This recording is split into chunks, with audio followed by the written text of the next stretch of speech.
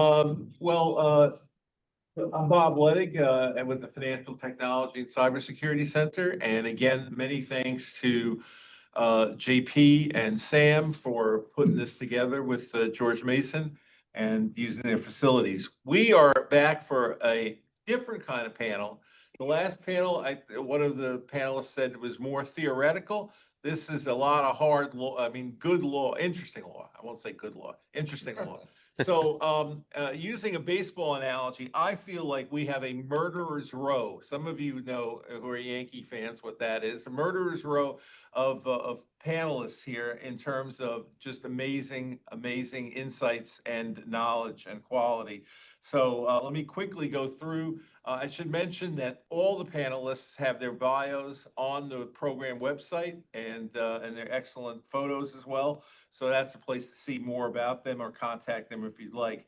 For this panel, Ari Cohen is lead counsel on tech policy at FIRE, which is one of the leading organizations in the free speech world and one that I've belonged to for 12 years, Ari. So glad that you guys are here. I am very pleased that Marianne Franks, a professor at George Washington University Law School, which is my alma mater, is joining us here today and is totally into this area and looking forward to hearing from her.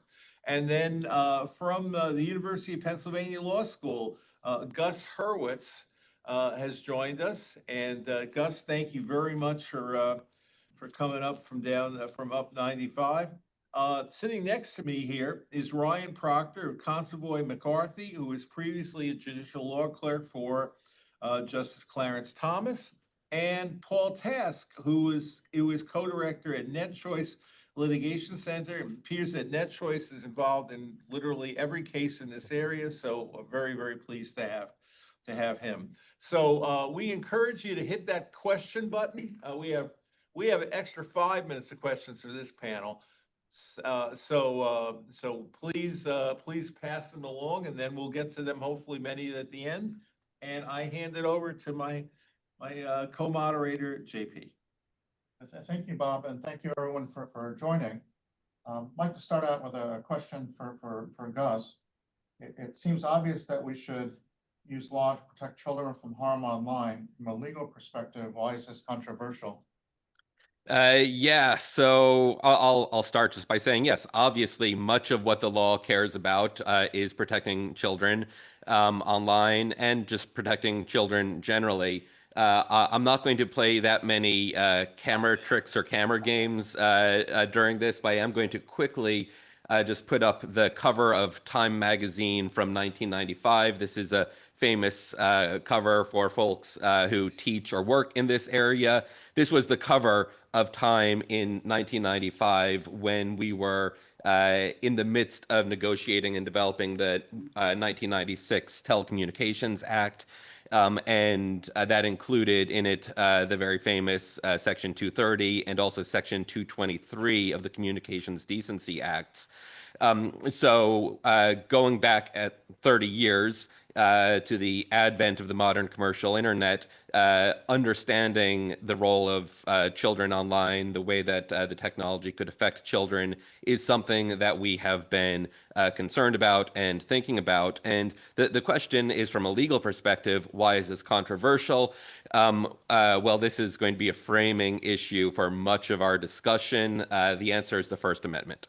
So we all know and talk about Section 230 of the Communications Decency Act, which gives platforms broad immunity from liability for content posted by their users. In the 96 Telecom Act, the Communications Decency Act paired that with Section 223, which was intended to protect children from harmful online content. And what happened to Section 223? Well, it got First Amendmented by the Supreme Court in the case Reno v. ACLU, where the court looked at the technology of the time and basically said, look, the only way that technologically it seems we could implement these protections for children would be to make constitutionally protected speech for adults largely inaccessible to adults. And the First Amendment doesn't let us broadly encumber speech that is constitutionally protected for adults in order to make the internet a safe place for children. And this has been hotly debated both at the legal level and the technological level over the last 30 years. And I'm sure we are going to come back to how some of this has changed, possibly even in the next question that you're going to ask me. Just coincidentally, how has the discussion changed over the years, and what has driven the changes? Yes, What do you there know? you. What do you know? The biggest, well, what hasn't changed? I mean, I was going to say the biggest thing that's changed. It's really a what hasn't changed.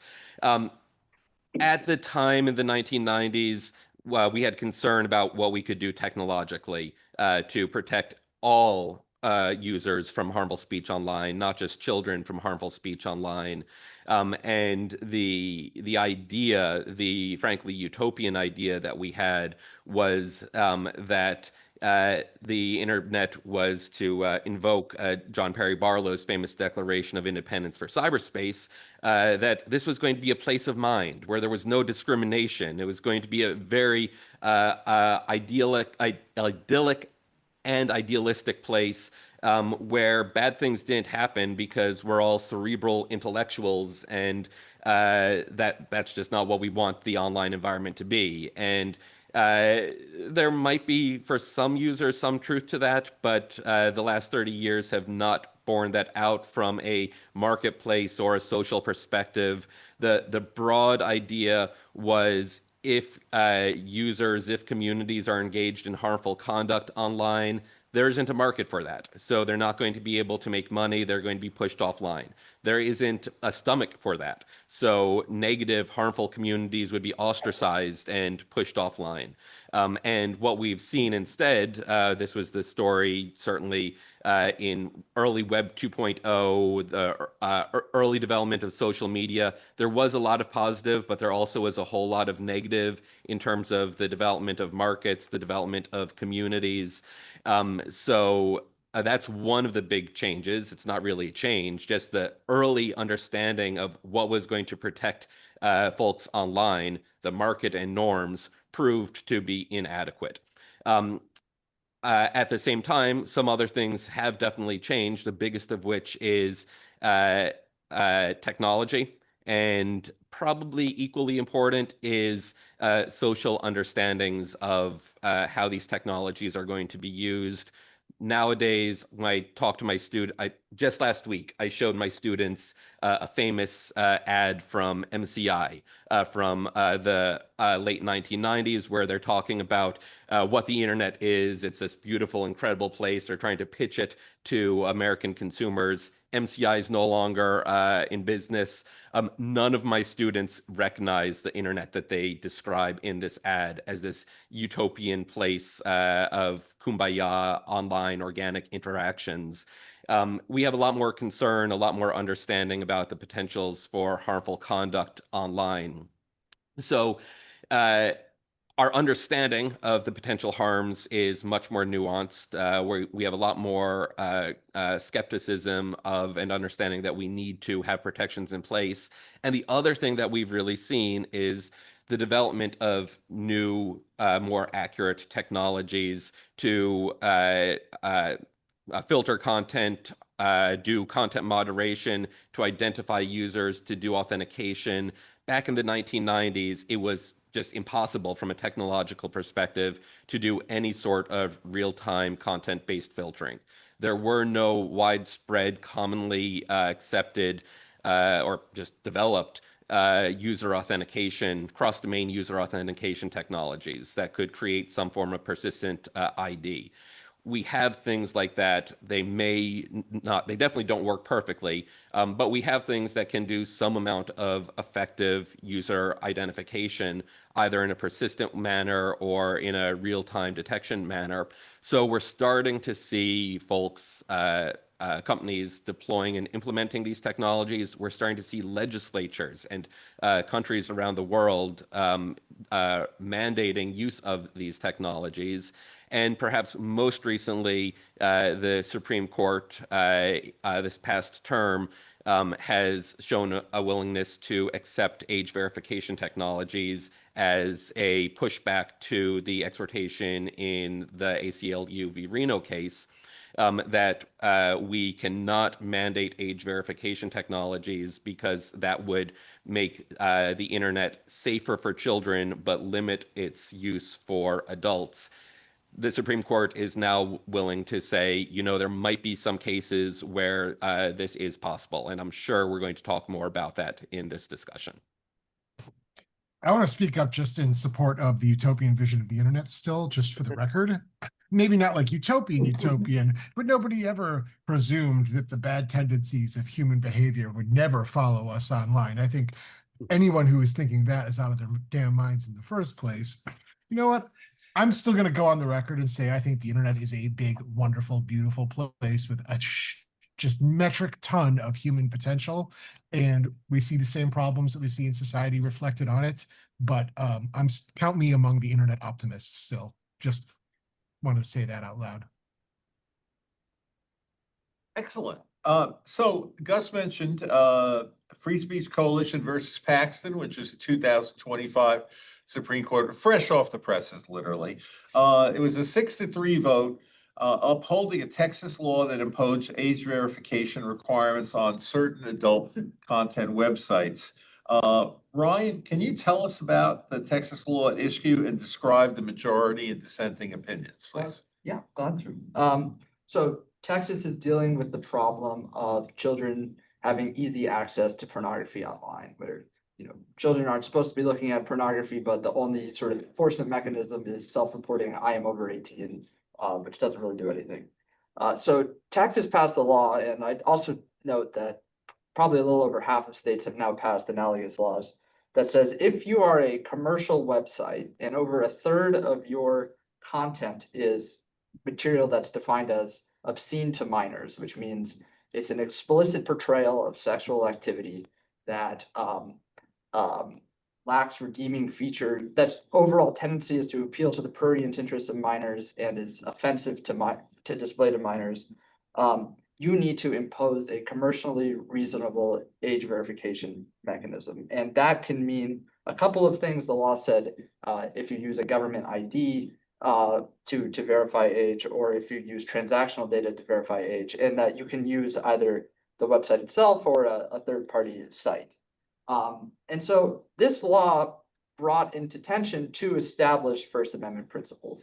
The first is that adults have a First Amendment right to access content that is obscene only to minors, right? So the way the law is defined, everybody agrees adults have the right to access that material. On the other hand, states have the right to prohibit children from accessing material that's obscene to them. And then you have the practical reality of, well, you can't actually prevent children from accessing this material without imposing some burden on adults, in this case, the burden of age verification. And what kind of First Amendment scrutiny does that get? The way that the majority handled this in upholding the law is to say, well, yes, adults have a First Amendment right to access this material, but it's not an absolute right. It's a limited right. The right is limited to the extent that the First Amendment does not interfere with states' power to prohibit children from accessing this content. And a well-established legal principle is that when you have the power to do something, you have the ordinary and appropriate means of executing that power as well. So in any other context where we require age verification, whether it's buying alcohol or gambling or other fundamental rights like purchasing a firearm or marrying, you can impose an age verification requirement, even though that will, create some kind of burden on adults doing so. And for that reason, it's not, even though it is imposing a burden on adults, it's not imposing a burden on adults' First Amendment rights. You don't have a First Amendment right to access speech that's obscene to minors without first proving that you are in fact and adult. And so the court said that the appropriate tier of scrutiny is intermediate scrutiny, which is the level of scrutiny that applies when you're not directly regulating protected speech, but you're having some kind of incidental burden on protected speech.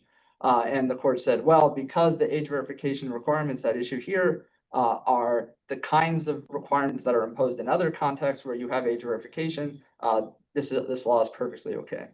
The dissent said, took a different view, saying, no, that the state can prevent children from accessing this material, but for adults, it is fully protected speech.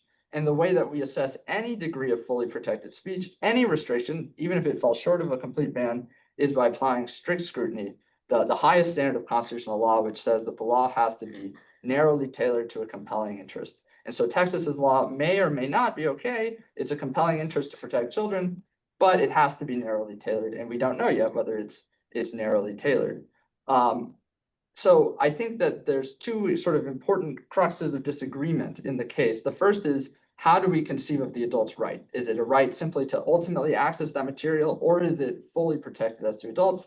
And then there's a sort of behind the scenes second disagreement about what is the nature of strict scrutiny for free speech, for restrictions on speech generally. The majority takes a very strong view of strict scrutiny, saying that in the First Amendment context, strict scrutiny is absolutely fatal outside of truly extraordinary circumstances. And so if we say strict scrutiny applies here, we're either going to water down strict scrutiny for all rights, or we're effectively going to eliminate this power to protect children. Whereas the dissent says, no, strict scrutiny is tough, but it's survivable. And if we aren't going to say strict scrutiny applies here, then we're abandoning our established tools for assessing burdens on protected speech. Thank you. And a very fair presentation of the competing views. Paul, do you feel the majority opinion in Paxton constitutes a change in First Amendment jurisprudence at the Supreme Court?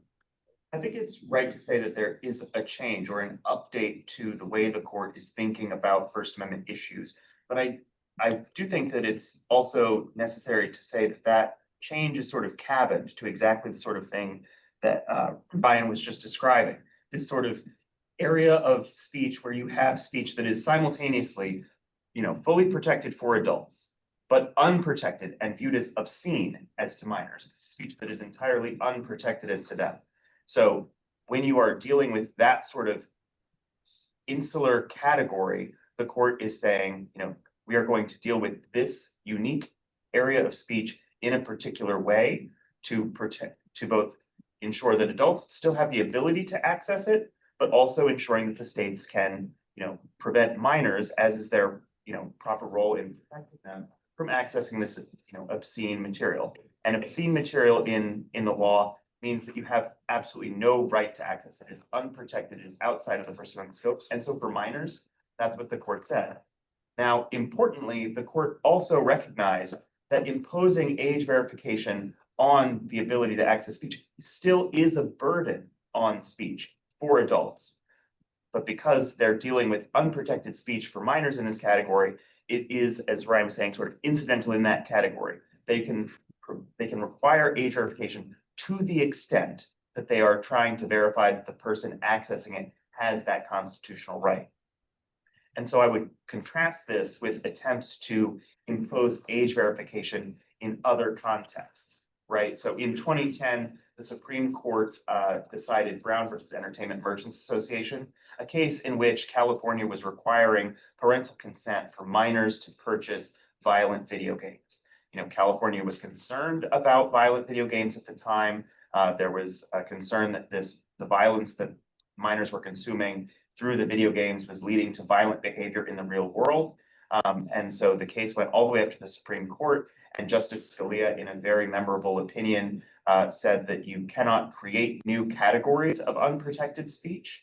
And so I would again contrast what happened in Brown with the issues in the Paxton decision. Violent speech is not unprotected for anyone. It is fully protected speech for both minors and adults. It is distinct from the category of obscenity that the court was dealing with in Paxton.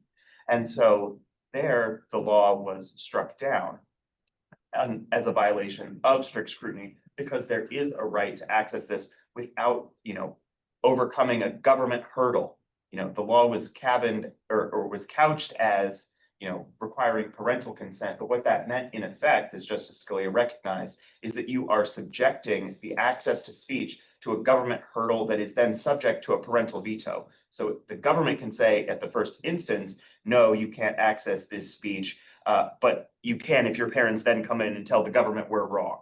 And that for protected speech is just impermissible under the First Amendment. And that's still the standard that applies to fully protected speech today. So, Paxton represents a change, but it's not a fundamental change to the rest of the speech that we are going to be concerned with. Thank you, Paul. As a follow-up question, age verification statutes often have a 24-hour limit for a website or contractor to retain the information related to particular access to an adult content website. Many people are concerned about handing over the information, especially to a third party when there are things such as widespread data breaches. How should this concern be considered and weighed in the First Amendment case? So I think it should definitely be considered. And I think the court did address, at least in part, the privacy concerns at issue for the obscene speech. But again, it sort of comes back to the issue of dealing with this particular category for obscene speech, where you are burdening that right in order to verify that the person is not a minor, so that the person has a lawful right to access the speech. Now, I think this might shift in other cases, and Net Choice in our litigation makes the point that these sorts of restrictions can further chill and disincentivize people from accessing speech that they are fully entitled to do. I think that's still true in the case of accessing pornography. It's just the court is going to look at that in a different way. But here, when you are dealing with chilled access to fully protected speech for everyone, I think the privacy concerns are much more compelling because there you have a much more dramatic chill in ways that the government just can't, they can't require you to do that. So you can contrast this with some of the physical examples that the court provided in the Paxton decision. So there, you can require an identification to purchase alcohol. You can require it to get married to make sure that you're of the legal age. But what you can't do is say, you have to provide us your identification to enter a Barnes and Noble, to go and purchase, the latest Harry Potter book at Amazon.com. You can't require age verification for things like that because that is restricting access to speech. And by imposing those additional hurdles, by making the ability to consume that speech contingent on handing over sensitive information, whether it's going to be, retained by a third party, retained by the party that you're engaging with directly, or whether the government supposedly requires it to be deleted. I then question how you would prove that you've obtained the information in the first place, but I'll leave that aside for now. That still presents, that higher hurdle to accessing speech. And I think that courts are going to still be concerned with the privacy implications in the First Amendment space more broadly. Thank you, Paul.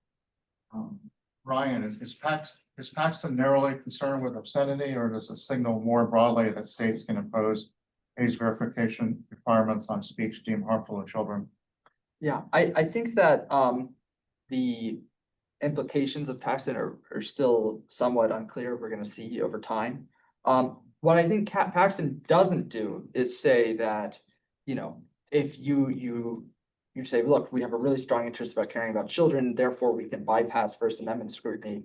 I don't think it gets you there because it was grounded in a historically recognized category of speech that, yes, in fact, the state has broader power to regulate obscenity as to children. But I do think it has important implications for thinking about age verification in other contexts, which are, one is going forward, I think the inquiry is going to have to be focused on what are the First Amendment rights of children. Before the Paxton decision, there was seen, I think, a sort of shortcut to strict scrutiny. The very fact you would say, look, this speech is protected as to adults, age verification is a burden. That fact alone gets you to strict scrutiny. Strict scrutiny is almost always fatal in the First Amendment. We're done.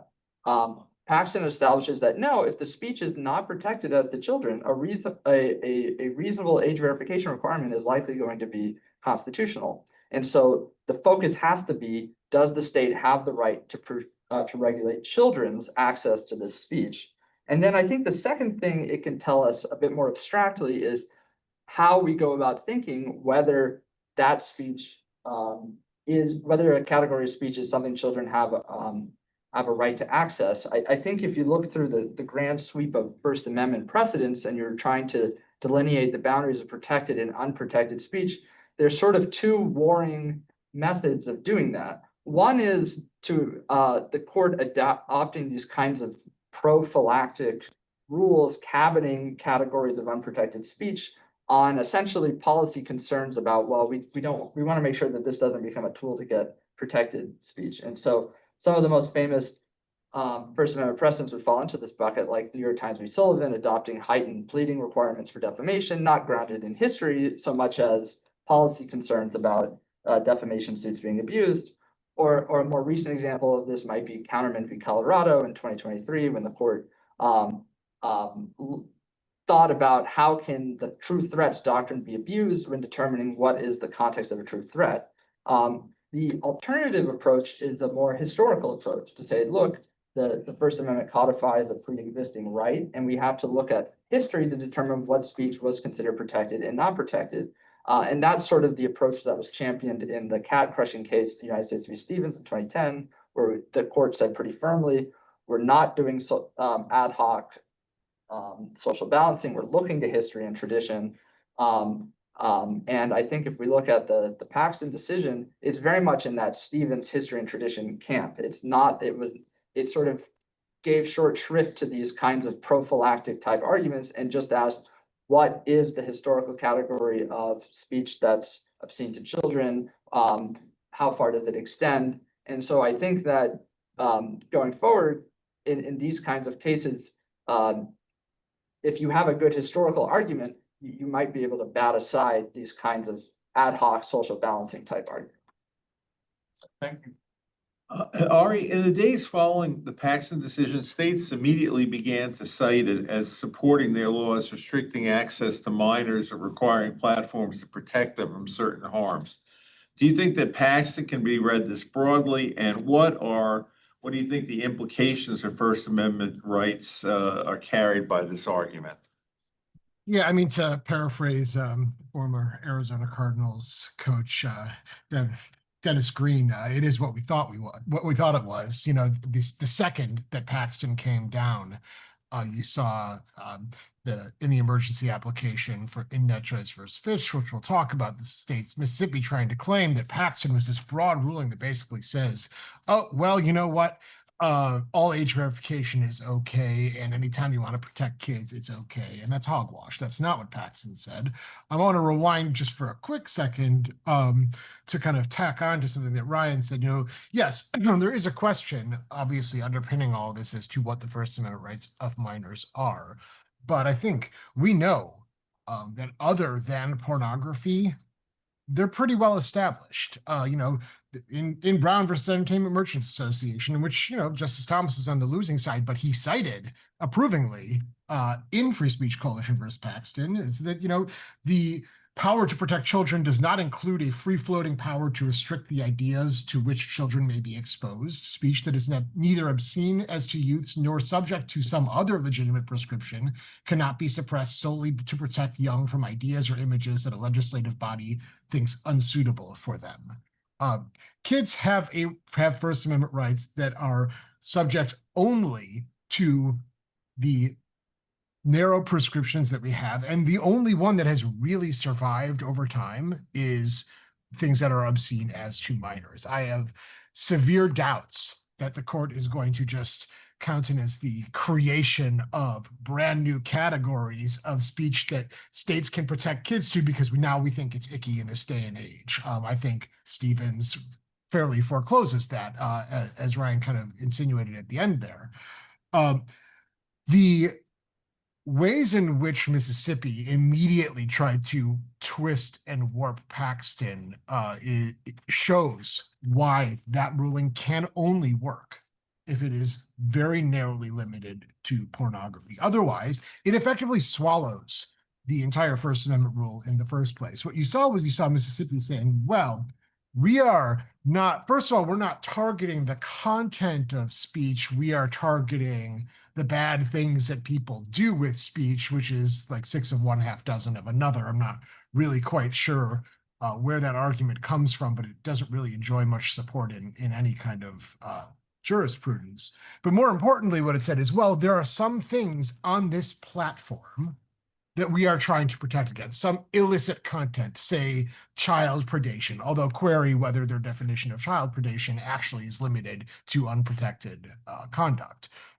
Well, because some of that stuff is illicit on the platform, therefore we are not targeting fully protected speech. We are targeting these effects of this certain unprotected speech. But that's a category error, because that's not what Free Speech Coalition versus Paxton said. Free Speech Coalition versus Paxton did not say simply because there is some speech amongst much protected speech that might be constitutionally unprotected, therefore you can impose age verification. What it said is, because it is aimed at restricting a particular type of content for which children can be banned in their entirety and in the content's entirety, therefore we're going to lower. I disagree with the ruling in Free Speech Coalition, but read properly, it is narrowed to that, because otherwise the same argument that Mississippi makes here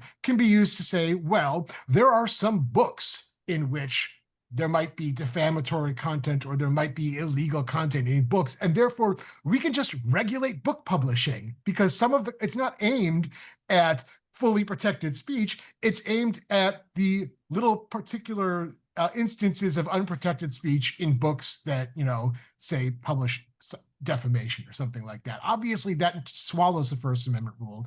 That cannot be what Free Speech Coalition stands for. And I don't think any realistic reading of Justice Thomas's opinion opens the door to that. And this is what I think is the monkey business that the term partially protected speech opens the door to. And I think,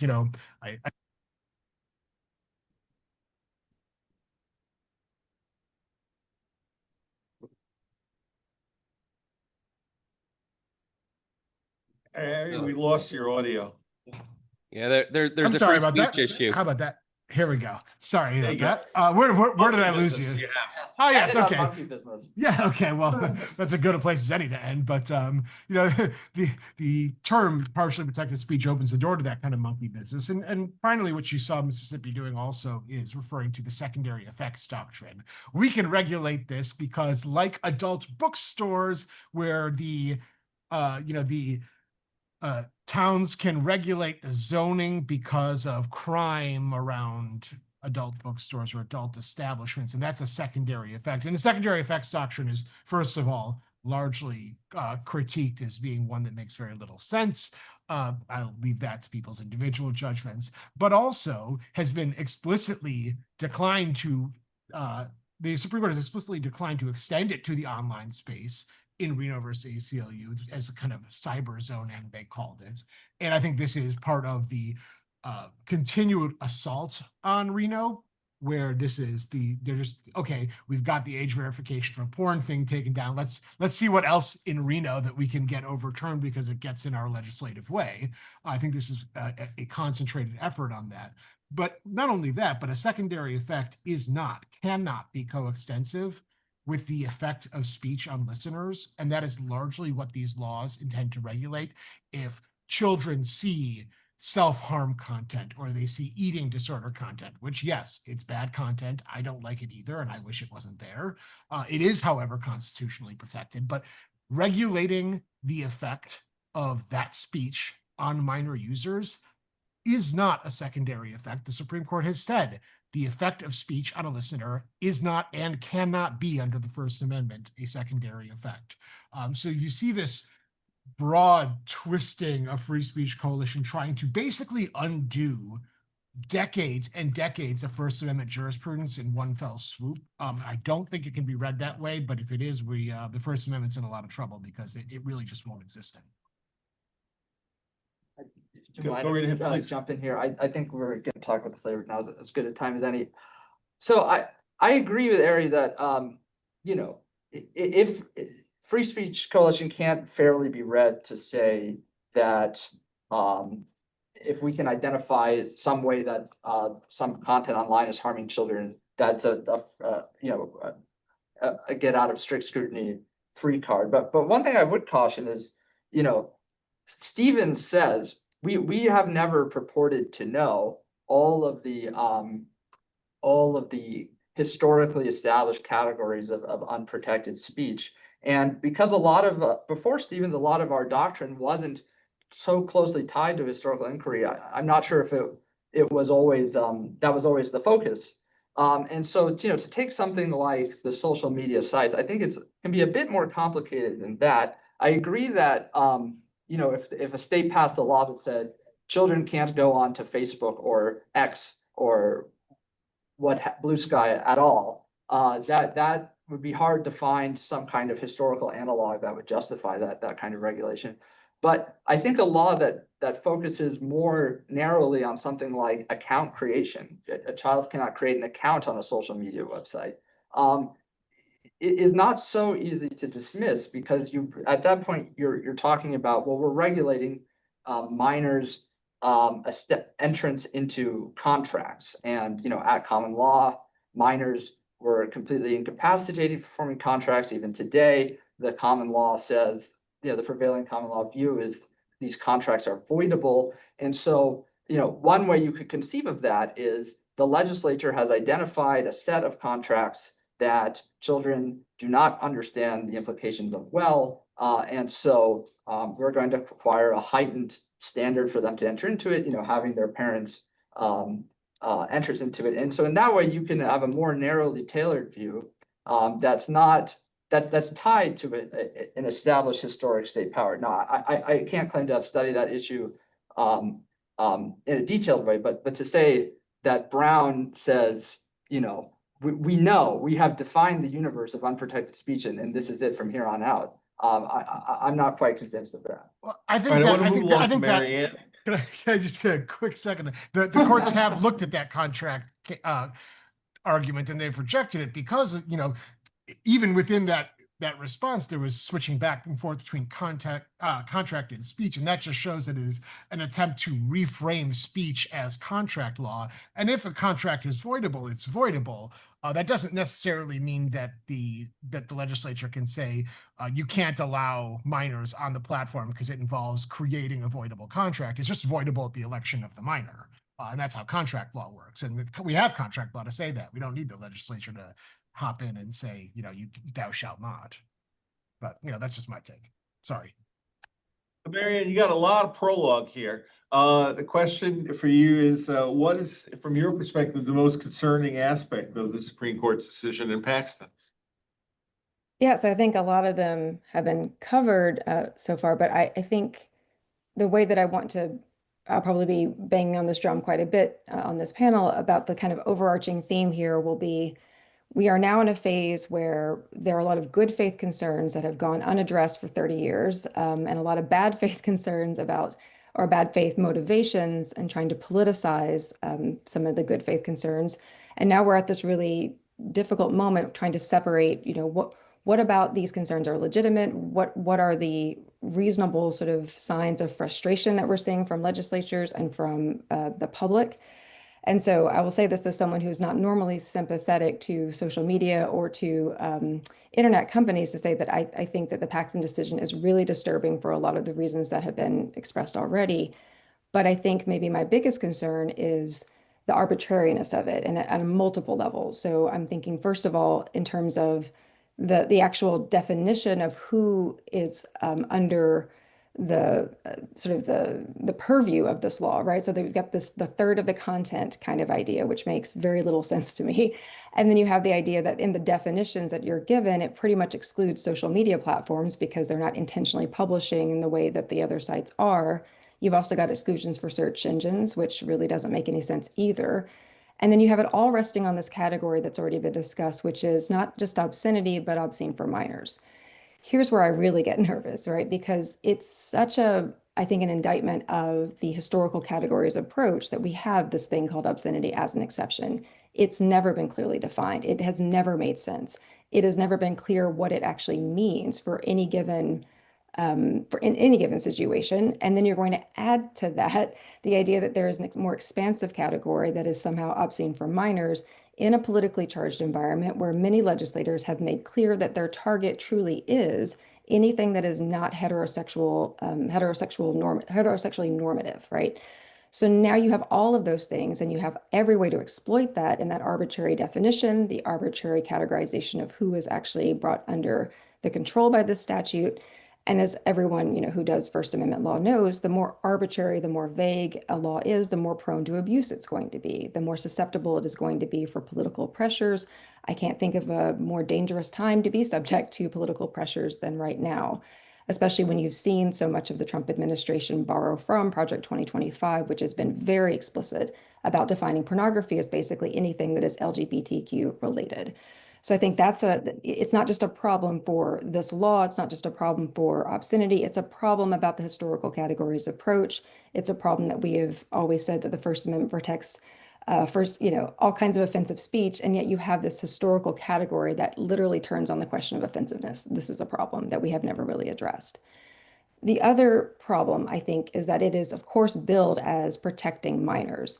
I think it's really quite illuminating to see that there is an amicus brief filed by the International Center for Missing and Exploited Children, which is the international arm of NCMEC, coming out against the law and saying, not because it's not perfect, right? Because that's one criticism, is to say, well, they're going to be able to get around it. It's not going to capture all of the platforms that we would want to capture. But ICMEC's concern is that it's not just that it's not great or that it's not perfect. We actually think it's going to be counterproductive for its primary purpose, which is to protect minors. And they spell that out by saying, well, when you have this really vague definition of obscene for minors, is that going to include important sex education material? Is it going to be so broad as to cover just conversations about sexual content as opposed to actual depictions of sexual content? And they say the likelihood of how this is actually going to play out is that if a minor is trying to find this type of content and they reach a place where they're asked to do age verification, and let's say that they don't automatically resort to a VPN, it's not as though it's likely that minor is going to say, oh, too bad, I now have to verify my age. I'm just not going to look for that content anymore. What they're going to do is they're going to look for the content elsewhere, and there are going to be plenty of sites that are going to serve it to them. And these are going to be sites that have zero boundaries, zero concerns, zero filters, and that's going to push them into that kind of market. So I think when ICMEC tells you that that's what their most realistic prediction is for how this is going to impact minor safety, I think we should really listen to them. They have good research to back up their sense of how badly this is going to go. So I'm concerned about a lot of things. I'm concerned about the stealth overruling, the reverse engineering, basically that you've got a dissent where I believe it's Kagan is saying to Thomas, I'm quoting you back to you to say that this is not how we do things, right? It's never been how we do things. It's always alarming when the Supreme Court pretends that it's not doing what it's doing. If you want to overrule Reno versus ACLU, it'd be better if you just said that that's what you're doing rather than pretending that that's not what's actually happening. The idea that it's because the porn nowadays is so much worse, that is not an argument that really should hold any weight at this point, given precedent. So I think that it's really alarming because these are not just issues that are going to be limited to the question of obscenity. It's going to be this bigger question of arbitrary, vague, reverse engineering, bad faith, pretense that we're actually doing some kind of scrutiny when we're in fact not, and allowing right now, for very authoritarian forces to take control of those rules and use them in a really disturbing way. Well, one brief note, I think worth just adding to the mix. We're focusing on First Amendment issues and speech issues in this discussion for obvious reasons. That's where so much of the attention is and so much of the legal limitation is.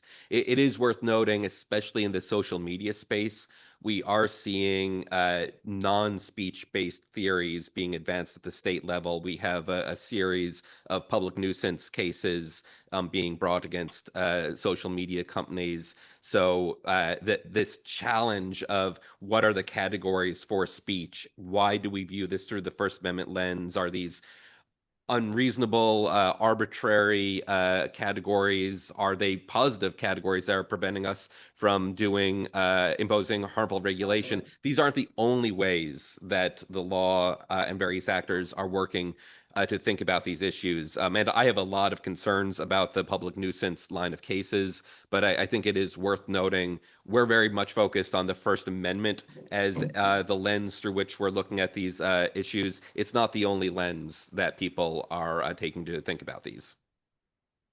But just a reminder So- that public nuisance law is still restricted by the First Amendment. Sorry, I gotta say that. Yes, fair enough.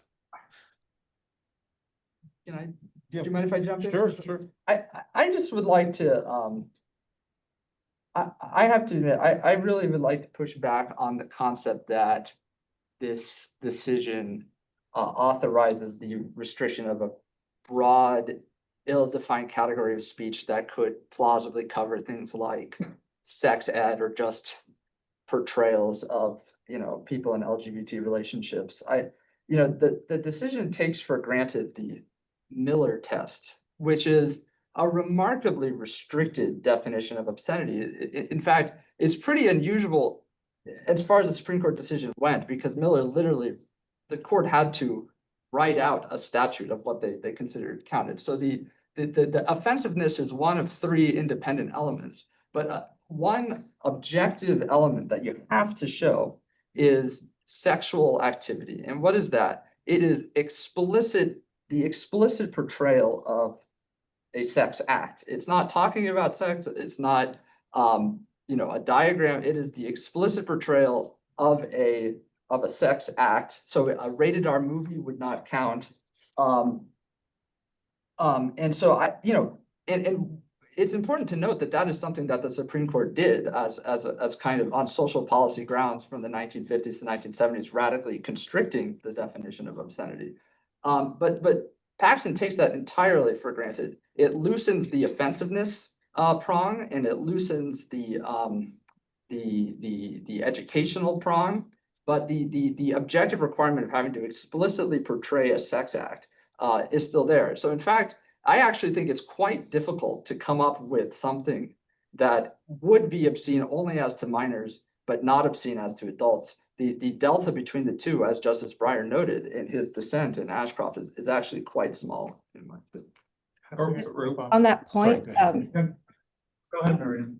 sorry, on that point, I mean, I really do recommend looking at ICMIC's brief on this, because ICMIC found looked really closely at the definition and found, this is a quote that they're citing to the code to say that this definition of obscene to minors includes descriptions of actual simulated or animated displays of or depictions of pubic hair, anus, genitals, and they say that could really mean so many things. That's a pretty broad category, and they're very careful about pointing out what they are concerned that this could include, and they give a lot of examples of educational materials that might fall under that category.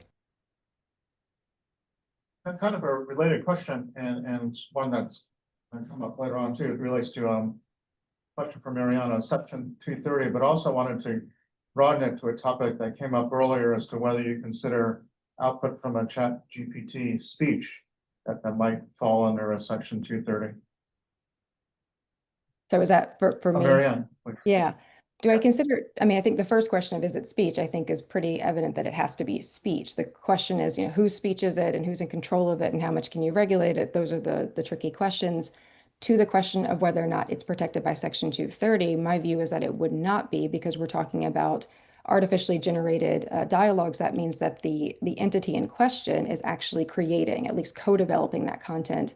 And recall that section 230 makes a distinction between someone who's providing access to an interactive computer service, as opposed to someone who is an information content provider. Information content provider includes co-development of content. I think pretty clearly section 230 doesn't apply. As someone who's And probably do you much think more, 230 should be, so, for Marianne, do you think section 230 should be retained as is or modified or changed in some way?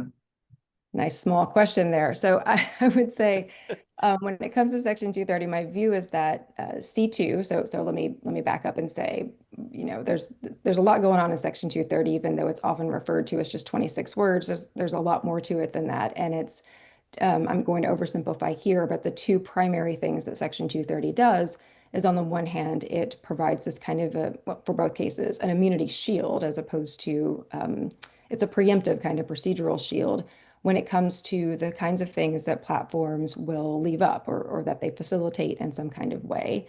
And that one, C1, is kind of, at least for me, the controversial part. C2 says you have that same kind of preemptive immunity if you were taking things down for there's some language there about how it has to be in good faith and that the platform thinks that it's somehow offensive or objectionable. I guess objectionable is the word. And the reason why I think C2 should be left alone is because I think it's just a procedural safeguard for things that are already back-ended by the First Amendment. The First Amendment tells us that as private actors, we don't have to carry other people's speech. We don't have to let them talk. We don't have to boost them. We're not obligated to give anybody space. And so to the extent that what the C2 is saying, procedurally, we're going to ensure that people are not able to bring these frivolous claims that say, you took down my speech, therefore I can sue you. I think that's really important and becoming more important by the day. So I think C2 should stay. C1, I think, has been interpreted over broadly. I don't know that it's necessarily the case that C1 had to be interpreted the way that it has been interpreted, which is to grant really sweeping immunity for almost anything that a platform does. I think that there are two, well, there's really three, but two changes that I would make that I think would be helpful.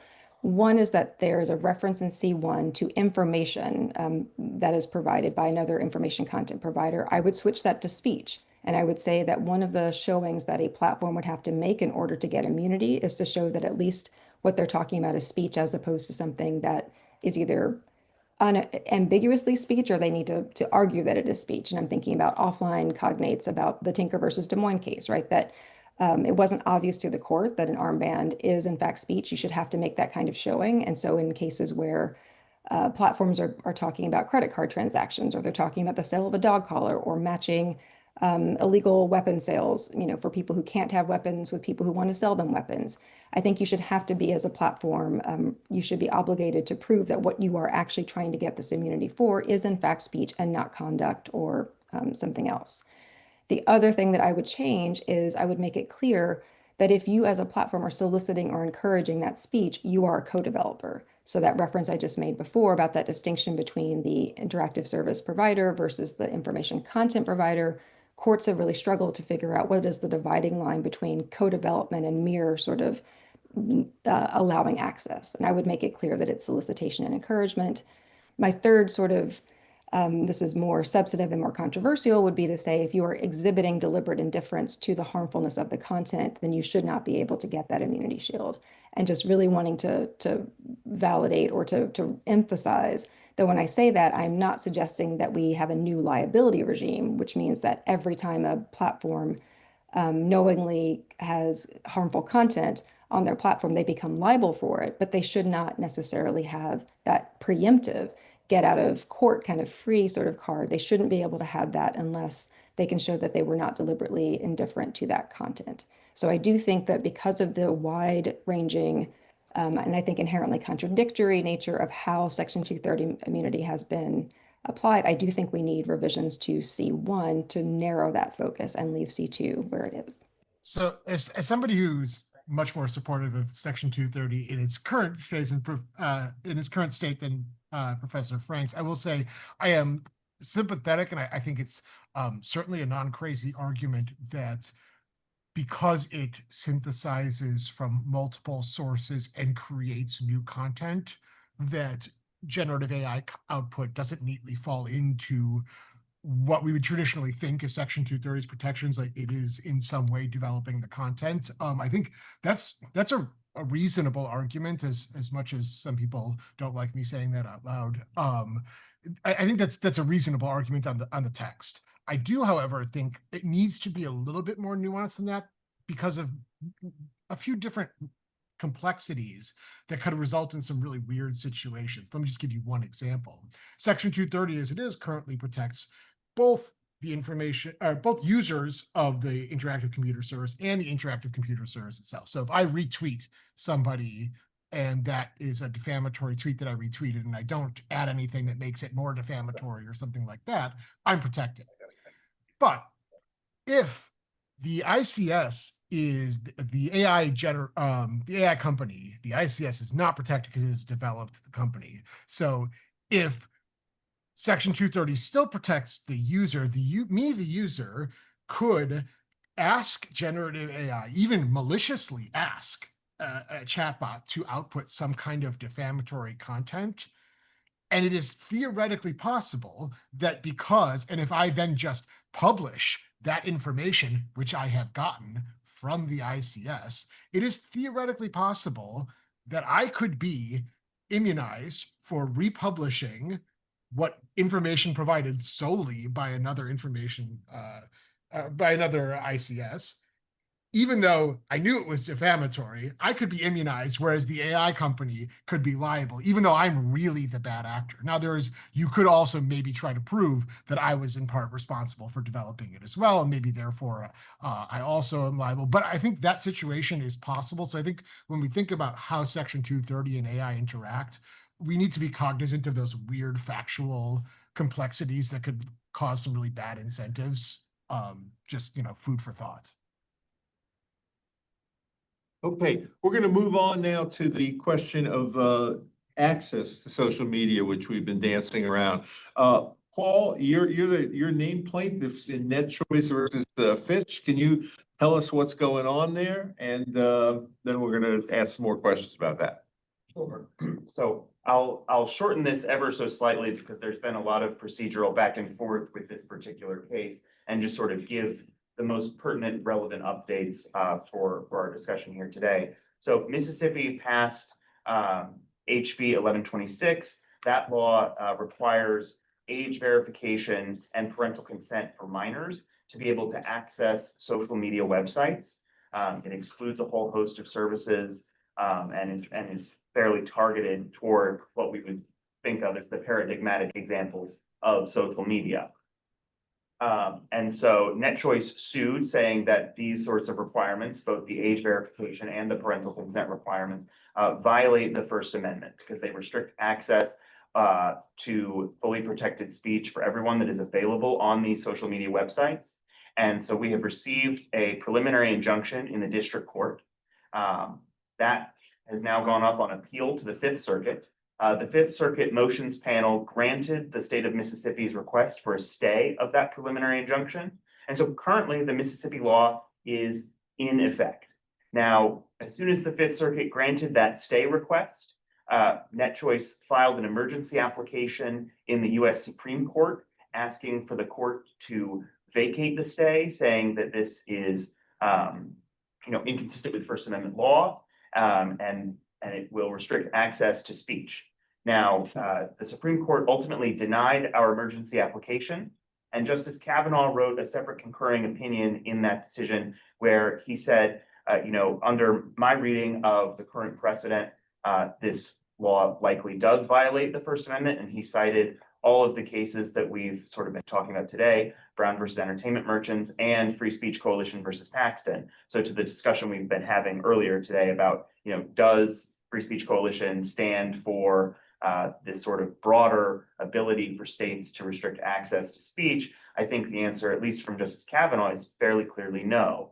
Now, why Justice Kavanaugh is concurring in the denial of the application rather than dissenting is because he said in that same concurrence that the equities at the time did not favor emergency relief from the court. Now, the court's emergency posture is a little wonky, and so those factors are sometimes a little, squishy to outsiders. We don't fully understand what the court is considering when they're doing this sort of weighing. But I think it's worth noting that at the time when the court was deciding this issue, there had been no restriction on access by any sort of social media service. That has subsequently changed as we've seen, Blue Sky, a small service named Dreamwith, who's a NetChoice member, pull out of Mississippi entirely. They've geo-fenced the state of Mississippi. So now you are not allowed to access those services in the state. And then you've had other services update their terms to essentially prevent minors from signing up, saying that if you are under the age of 18, you are no longer allowed to access the service. That happened on Nextdoor, the neighborhood app where you can connect with your friends and neighbors in your nearby area. So minors are no longer allowed to access that service. So that has developed after the court's denial of the application. Now, the case is still pending before the Fifth Circuit. briefing has finished in the Fifth Circuit, and so we are waiting for the Fifth Circuit to schedule arguments for the case.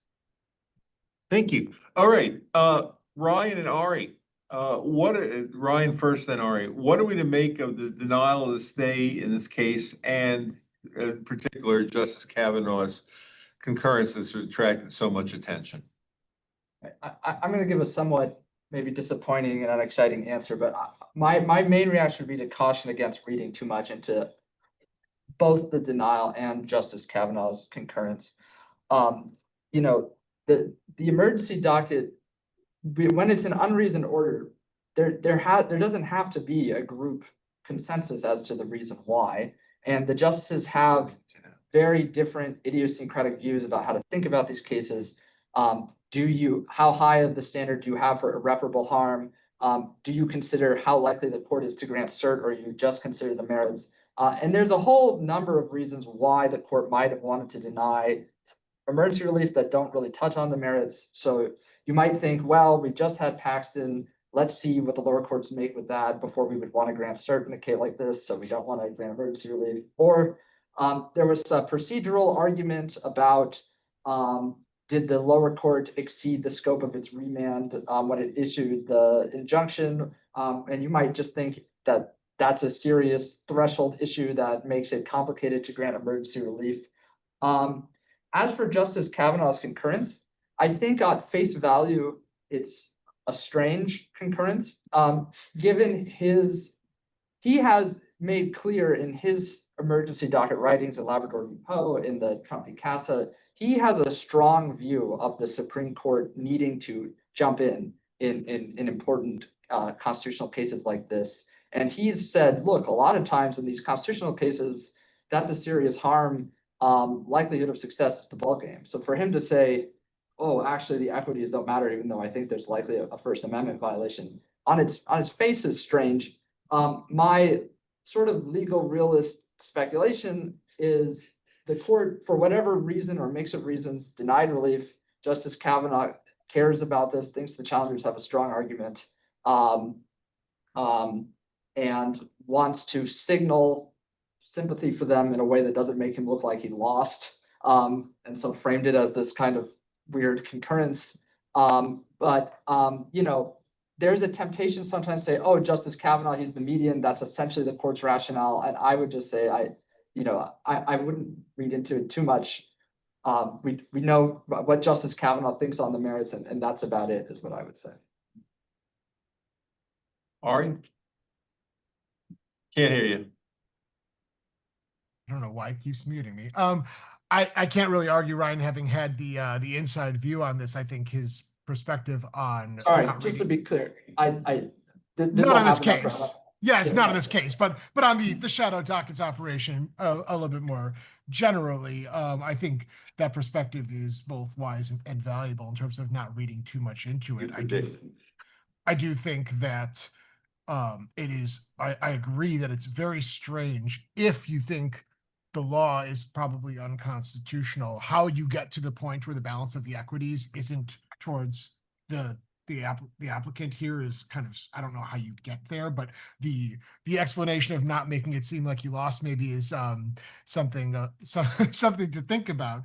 I do want to tack on one kind of factual thing to what Paul was saying earlier, is that this actually isn't just impacting Mississippi. I was in New Orleans in August, and the hotel's internet was routed through an ISP in Mississippi. And when I tried to connect to Blue Sky through that hotel's Wi-Fi, I could not do it, even though I was in Louisiana, because the IP address was coming from Mississippi. So this is not just impacting Mississippi residents, and query whether this makes the Dormant Commerce Clause issue more of a big deal. I'm still salivating over somebody actually frontlining that argument. I want my inner constitutional nerd wants the Dormant Commerce Clause fight to happen. But you know, it has much broader impact than one might think on its face. And similarly, sometimes if you are on the border of a state and you're connecting through your phone, you're connected to a tower and the neighboring state. That could either mean you are subject to that neighboring state's requirement, even though you're not in it, or you can easily evade the regulations of the state you're in because you're connected to a tower in the state next door where they don't have such things. So kind of causes a, you know, a tailoring question as to, you know, are you actually accomplishing this? So Ryan, what does Paxton mean for state attempts to impose age verification requirements to access social media sites? Sure. So I addressed this earlier, so I don't want to, you know, spend too much time repeating stuff I said, but you know, I think what Paxton does is it focuses the inquiry on what are the rights of children. It's not enough to say, yes, it burdens adults, therefore strict scrutiny. We have to ask, do children have a right to access the content on social media sites? And, you know, I agree with, you know, what Ari said earlier, that if the state just says, look, we think social media sites are bad, we're gonna do a blanket ban, that seems doubtful to me that you're gonna find a good historical analog. I think that there is a case to be made to analogize to, or to frame this as a contract capacity issue when you're forming an account. And I think I would say, you know, Ari said earlier, look, it's avoidable contract, that's it, that's all that common law has to say. I'm not sure, I guess, that necessarily it's that frozen to this is what the common law says right now. I think we might say, look, if you go all the way back, children were broadly considered just incapacitated to form contracts. This has been liberalized. And you might have a reasonable argument to say, look, the state is acting within its traditional powers if it says, we think in this category of contracts, there's a serious harm, and that we want a heightened kind of consent and parental involvement for the contract to be formed. But I think at the very least, whether or not you find that argument persuasive, what Paxton does is focus the argument on, is that the kind of power over children the state can legitimately claim when speech is involved? Thank you. Ari, states are increasingly considering passing legislation, not only that social media platforms verify users' age, but also app stores. Does this ameliorate the First Amendment concerns regarding age verification? No, it just shifts it to another service provider. I mean, it's really the same exact problem. Not only that, but you also run into actually even more tailoring problems, because if the app stores have to do it, and there's nothing stopping a child from typing into the web browser m.facebook.com and using the mobile interface instead of the app, well, you're not accomplishing anything. So you run into a severe under-inclusiveness problem, which, to be clear, under-inclusiveness is not always fatal. But I think in this case, it does speak a lot to whether you're actually moving the needle whatsoever. But I think more fundamentally is that requiring that app stores do it, there's a common misconception that app stores already have this information, which is simply not true. App stores ask you your age. App stores do not make you verify your age. So you're really just shifting the problem from one party to another. And I understand why it's tempting for some of the platform providers to say, hey, let's make this not our problem and support this. But you know, that might be all well and good for their business plan, but it's still throwing users' First Amendment rights under the bus. So I'm not bullish on the prospect of that fixing anything. And in regard to Brian's point that some of these situations could be considered contracts. Yeah, I mean, I think this is, you know, I understand the argument. I just think it is one of many different ways in which people have been trying to wave a magic wand and say speech is really something else, and therefore we can evade First Amendment protection by calling this thing something else, when really it is in a direct attempt. Nobody is actually worried, or at least the people proposing the legislation to ostensibly protect kids on social media. What they're protecting kids against is not the effects of the contract of signing up for the platform. There might be some people on the privacy side of things who are legitimately concerned about that, and I will give them their due on that. But when you're talking about protecting kids from the quote unquote harms of social media, the harms people are talking about are not the harms of signing up for an account and whatever contractual terms that entails. It is harms from the content that children encounter on social media. And to me, that makes this a direct attempt to backdoor regulate access to expression by simply calling it a contract issue. And I think the First Amendment's not so blind. Oh, one last quick question, this maybe applies more to the obscenity. How are horse racing or gambling sites different with age verification than these other ones we've been talking about? Well, I think you actually, if it's a gambling website, the act of placing a bet, well, arguably maybe could somehow entail some expressive, motive in some ways. And maybe I'm going to talk myself into a circle here, because maybe the act of betting on things like political outcomes could be more expressive than, say, betting on a horse race. I don't know. That's a weird thing to think about, that it just occurred to me right now that I really wish hadn't. But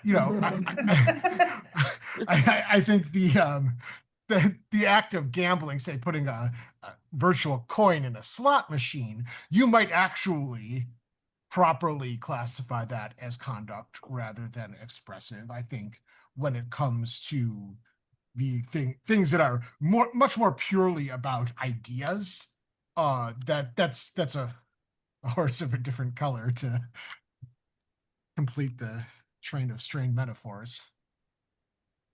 Thank you. So Paul,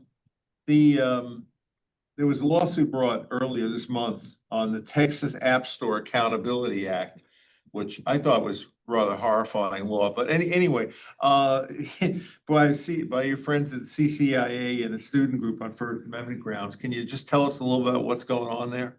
Yeah, so I think Ari touched a little bit on this, but so the App Store laws that we've seen crop up in places like Texas, Utah, Louisiana are an attempt to sort of shift the obligations away from each individual website, each individual social media company, and sort of say, app stores, you do this. App stores, you verify the ages so that the social media websites can know the age and sort of deal with that accordingly. And from my perspective and from NetChoice's perspective, this only sort of broadens and widens out the problem of how much speech you are sweeping in and making, putting a door in front of and saying, don't pass here unless you verify your age, because it applies to so much more than just the social media websites. It applies to the speech on a whole host of interactive games that you can find through app stores. You can find things like Stargazer apps where you can find information about, where to look up at the night skies for certain, meteorological or celestial events that might be of interest. There's just a whole host of content that you are further limiting access to by making it the app store's responsibility and by barring access unless and until someone verifies their age.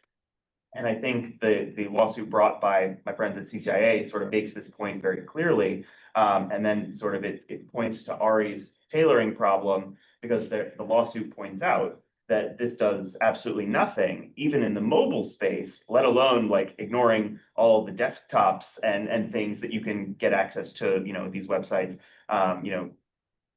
It doesn't prevent you from downloading a browser on your mobile service and then going to facebook.com or instagram.com or TikTok or what have you, whatever you might be trying to access. You can do that on a mobile app and sort of circumvent the need to verify your age at any level of this. So there certainly is a tailoring problem here. There's another issue that the lawsuit brings up, and it's an issue of compelled speech, because the Texas law at least requires the app stores to change their rating system to comport with the way that Texas wants them to rate ages and appropriateness of age for the various apps that are available.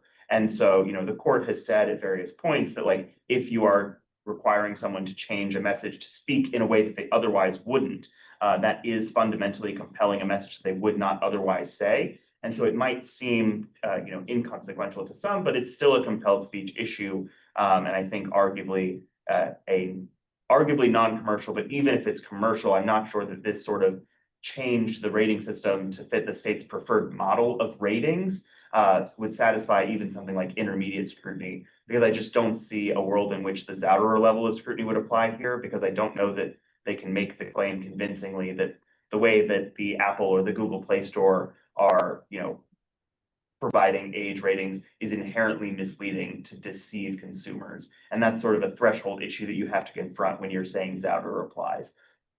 So I do think that compelled speech component is also going to be subject to heightened scrutiny under the First Amendment, in addition to the issues we've been discussing about age verification and parental consent to access services. So Gus, again, on the side of trying to make the web safer for kids without dealing just with age verification, the California Age Appropriate Design Act was an attempt to address these concerns, and it got stuck in litigation for 3 years. Do you think this is a good idea, and can you tell us where it stands, and do you expect to see more of this? Do I expect to see more of this? Yes, I think we're seeing all sorts of more of this. So that's easy. The current status of the law, it's worth noting, and again, this is fascinating. Back in March, District Court Judge, Northern District, California, enjoined enforcement of the law. I think someone is suing. Oh, NetChoice is the plaintiff there. Wait, where are they? Yeah. And that it's a really interesting timing, because that was shortly before Paxton was decided. So who knows if the judge had been looking at this 3 months later, how that might have affected the judge's decision. There certainly would have been more discussion of it in there. But the sort of things that the age appropriate design code does, it focuses on the design of applications, of websites, programs, whatever. And it requires companies to do things like not use dark patterns, that is, design elements that trick or manipulate users. I don't know that we necessarily need children-specific dark pattern regulation. California is at the forefront of other regulation focused on dark patterns. The Federal Trade Commission is doing stuff there, and that's a whole other discussion, the appropriateness of regulating dark patterns or how we define them. It's worth noting there, just as an example, the Federal Trade Commission just settled with Amazon for $2.5 billion relating to dark patterns, and that was through the California ROSCA Act. The other sort of thing that it does, or another big sort of thing that it does, is it requires companies to do a risk assessment focused on children using their websites.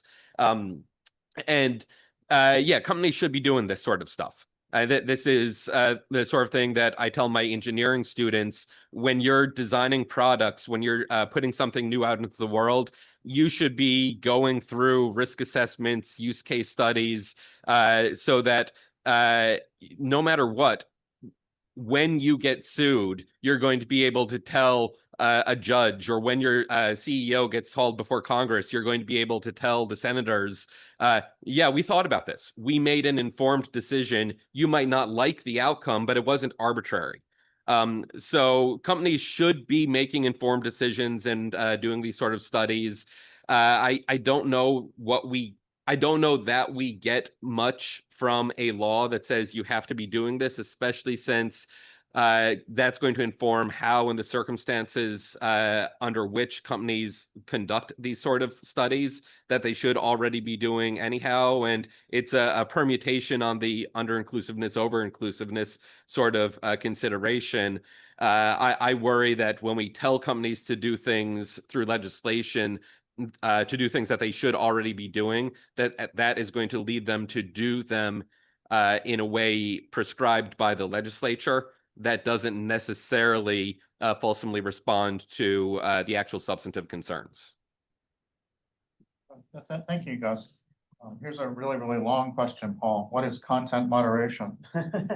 So I could give a very long answer to this, but I'll try to shorten it and give it a high level answer. Content moderation is essentially what websites do when they are determining how to prioritize the content, the speech that is on their service, and also what they are doing to prioritize or remove content that they don't want on their service. And so they do this in a host of different ways in conjunction with what are called terms of service. So think of these like the editorial standards that a newspaper or a book publisher might have. They're saying, this is the kind of quality we look for. These are the things that we are interested in publishing. And so the terms of service provide guidelines to users about, the kinds of things that are going to run afoul of this sort of policy that the websites have in order to sort of explain to them either before or when content is removed, why the content was removed.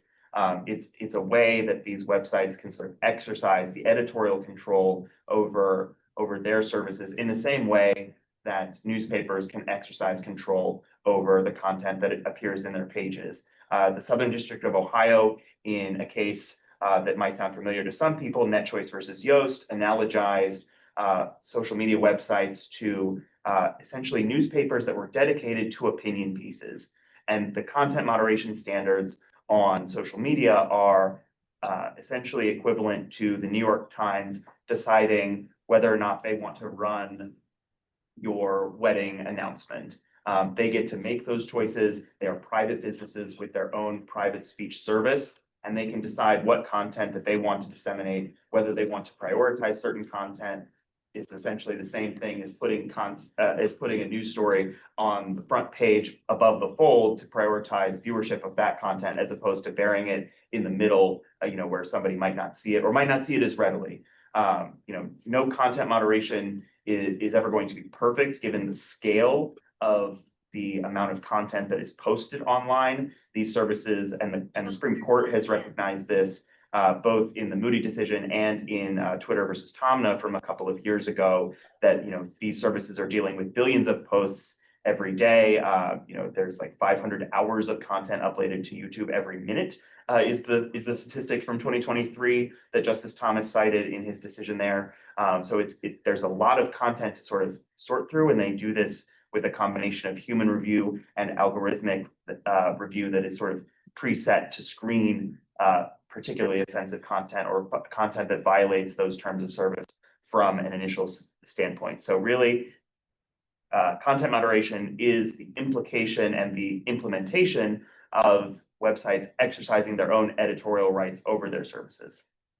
I think, kind of a related question, have we ever seen these concerns related to speech in other areas, or are the internet and social media unique in this respect? I'd like to add one more that we touched on briefly before, is do you also consider the output from a ChatGPT speech, and why would you do that, or why do you, if you do?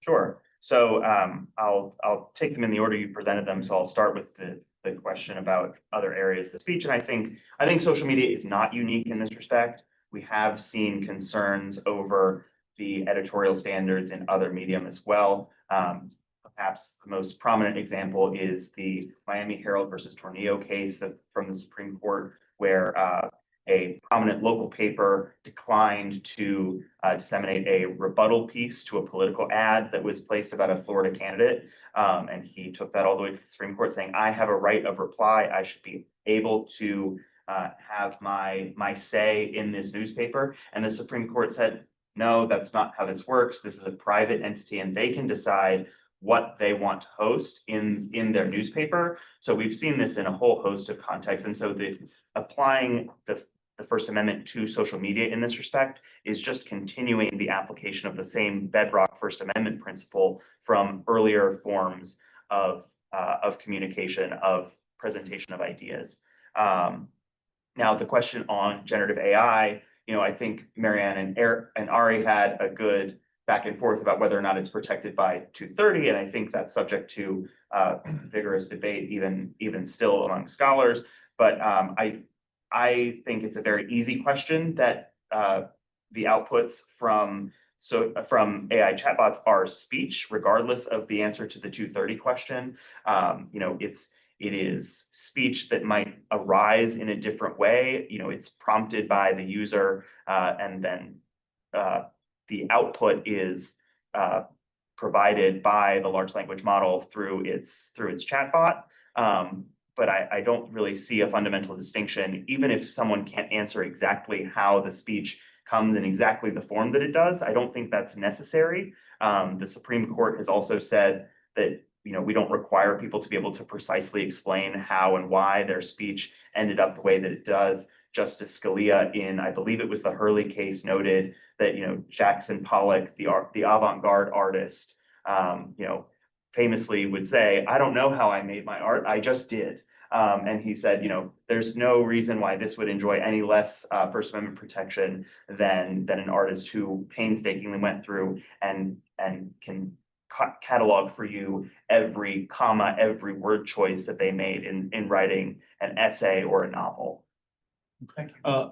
Thanks. Marianne, you get the last question here. In 2024, the Supreme Court looked at Texas and Florida content moderation laws that were somewhat similar. And it seems to me, they basically just reprimanded the Court of Appeals, both Court of Appeals, for being stupid and wasting their time, which is, I guess, refreshing. And anything you want to say about this case, and what are the tea leaves? And then I'd be interested also in Ryan Paul's reading of the tea leaves on what that decision might mean for the future. I think, to be fair, the court was saying that a little bit more to the Fifth Circuit than it was saying it to the 11th Circuit. And also saying it kind of did net choice to say this is partly a problem here because of the facial challenge that you're bringing.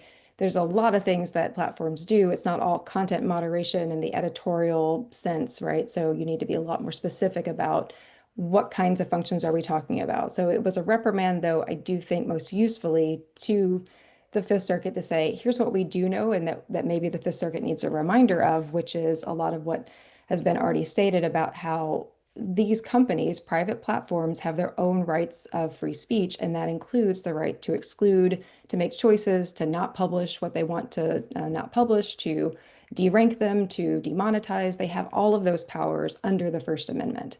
And so to the extent that the Texas and Florida laws were attempting to say, we don't like how you're doing that, we think there should be more diversity ideologically, and they were quite clear. I think the policymakers in both states were clear about what they meant, that they really thought that the social media platforms were too liberal, that they didn't have enough indulgence for conservative ideas, which empirically isn't true. But the point being that they thought that that was appropriate for them to then intervene with those decisions and say, here are all the things you cannot do as platforms. And the court, Kagan, went out of her way to say that kind of thing, if you're talking about their actual editorial, curatorial rights, we have a long line of cases, right, including Hurley and a bunch of others, that say that you cannot try to, the government cannot try to substitute its judgment for a private actor's judgment about what the right mix of views happens to be. That is as true for social media platforms as it would be for any other medium. So I think it was quite clear to really reinforce that point, because we'd gotten to a very strange point with reality, right then, that there was a kind of inversion where, you know, the First Amendment says the government is constrained from intervening and constraining and compelling people's speech. And Texas and Florida was saying, well, we as legislators are going to intervene against these private actors because we think the private actors are censoring speech. But that gets everything backwards, right? Private actors, for the purposes of the First Amendment, don't censor speech. They make choices about speech. When the government tries to tell them, keep this up, then that means that they are engaged in censorship. So Texas and Florida were claiming to fight censorship, but their means of doing so was, in fact, censorship. I think that's more than what the Supreme Court says, but that's where I think it was telling us. Now, what does that mean? You know, so the Fifth and the 11th Circuit are both told, you know, you did this badly, and they'd come out in different directions. Fifth Circuit says the law should go into effect. The 11th Circuit said that it shouldn't. There are some differences between the disclosure requirement questions too, which come up in other cases and will continue to haunt us. I think the distinctions between publication of your terms and service and making it clear to users what your policies actually are versus things like tell us some substantive analysis about how you're applying those policies, which I think the courts are saying that's getting very much into compelled speech territory. So what does it tell us? I'm hoping that it undistorts the conversation to some extent. Again, there's been for a very long period of time, beginning probably all the way from John Perry Barlow trying to say that, you know, the online space is somehow the First Amendment space, the free speech space. And to the extent that that was ever true, and I am very skeptical that was ever true, what we really have seen is corporate consolidation of all the spaces online, but they're being presented to people even now as free spaces, right?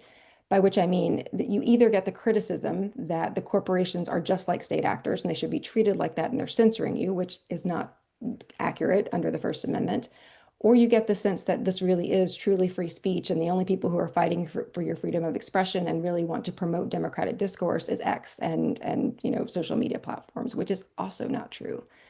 The thing that I think about a lot is how, in theories of public squares and public spheres, which a lot of these social media platforms try to present themselves as, part of what happened in Moody versus NetChoice is that they're kind of being hoisted on their own petard, right? It's you keep telling people that you are basically like the government because you're going to have no viewpoint discrimination and you're going to allow everybody to access your sites. And then it turns out you have opinions after all, and there's choices that you make and then you get in trouble. But when I think about theories of the public square and public sphere, I think about how the most compelling arguments about the public sphere are that they're supposed to be free of government influence and corporate influence. And you think about how, especially in moments like the one we're in, where at least in America, we're sliding quickly into the totalitarian path.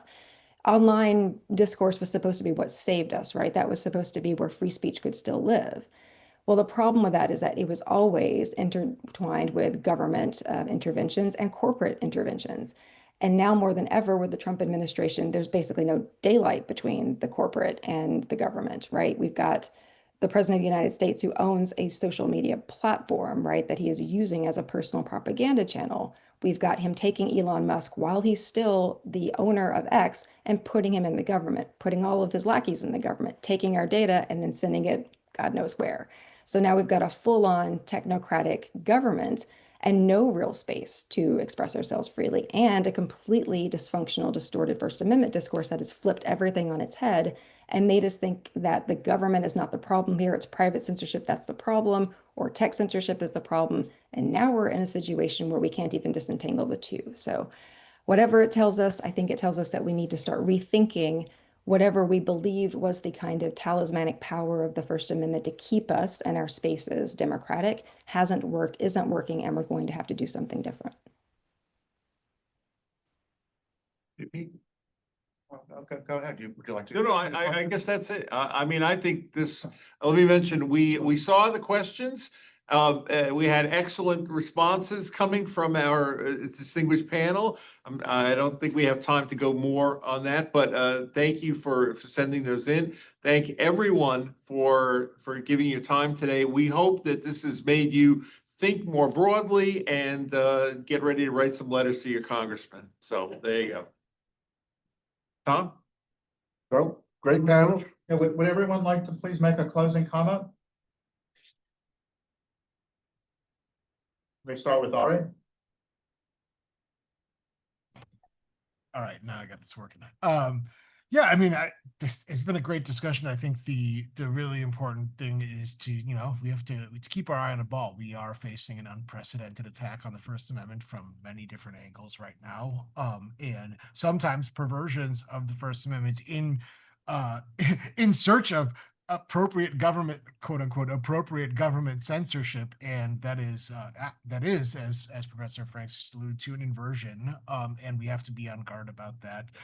And I think if we lose our online spaces and start countenancing government intrusion, that just hastens the decline of democratic self-governance.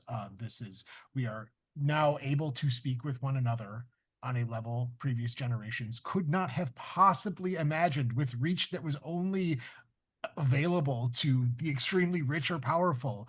We should not take that for granted, and we should do everything in our power to make sure that those things are not turned into government regulable zones of censorship. Thank you, Ari. Ryan? Sure. I maybe just like to circle back to Gus's comment right at the start that there's been a major, I think, attitudinal shift in how we think about the internet. If you look at the court's first internet cases like Reno and Ashcroft, they're sort of comical to read, the description of the internet, that the internet has grown so big, there's 40 million people on it now. Um, there was this very reasonable and justifiable fear of that this is the golden goose. We don't want to kill the golden goose. But now I think there's a bit of an appropriate and warranted reaction against that, which is that we need a robust freedom of speech, but the government also has legitimate interests in regulating certain kinds of speech and access to speech, and that the adoption of this new medium or not so new medium can't obliterate those longstanding recognized powers and principles. And I think that's what the court did in Free Speech Coalition. And I think that, you know, going forward, it's going to be the mediation of that fact that the internet the promise of the internet has to be respected, but also the existence of a new medium of technology can't obliterate the historic powers that the government was recognized to legitimately exercise. Thank you, Ryan. Can we go to Paul? Gus, just because he's Yeah, got to leave? Gus, please. Gus, you're muted. Thank you all. I do need to hop off in just a moment. So first off, thank you everyone. And I greatly appreciate the fact that I started things off with a invocation of John Perry Barlow, and Marianne, you brought us right back there at the end. I think one of the biggest, I'll just say nastiest questions for us to think about in all of these discussions is the internet, is online speech. I don't think it's making us better as a people. The hard question is it revealing us for who we really are, or is it making us worse? And I don't know. If it's revealing us for who we are, in a sense, that's great democracy at work, and that's a positive in some senses. I think there's a real chance, though, that it's giving voice to some of our worst proclivities and drowning out positive aspects of our democracy, which is a serious concern. And it is showing weaknesses, I think, that we need to take seriously. I have long considered myself a strong First Amendment purist, borderline absolutist. And over the last decade, the internet has given me more reason to question my strong beliefs in the First Amendment than anything else. And I don't like that. But I think I'm not alone with that. This is the thing that we are rightly discussing. And I thank everyone for bringing us together for this discussion. Thank you, Gus, and then Paul, and then Marianne.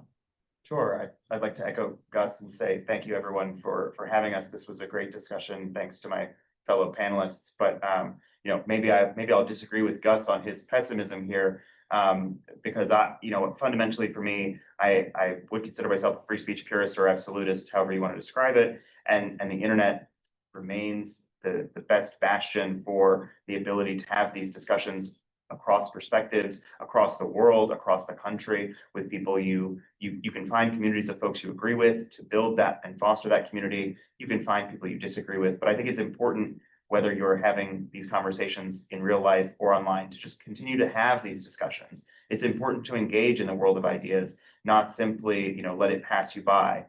Part of the beauty of free speech is being able to give voice to the views that you have on a given issue, and to engage and change those views if you're presented with new or better information. Thank you, Paul, and Marianne.